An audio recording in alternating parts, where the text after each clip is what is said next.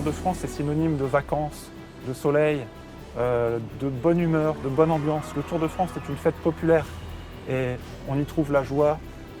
C'est formidable. I would describe the Tour de France as the greatest race in the world.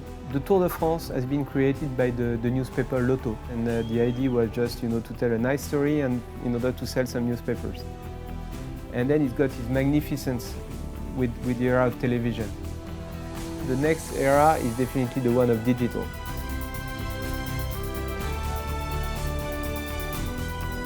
It's way more complicated than it looks. You've got 200 riders, very close to each other, crossing, over crossing, and doing 3,500 in very hostile, environment.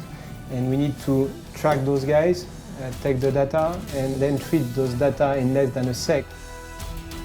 Thanks to dimension data, we've been very successful in the whole chain of the events. We had a strong system in place which gives us the opportunity to deliver from the beginning to the end the position of every single rider during the Tour de France. The Tour de France has always been at the top of the technology. Pour moi, les médias sociaux me permettent de suivre à tout instant, à n'importe quel endroit où je me trouve, sur mon smartphone, me permettent de suivre.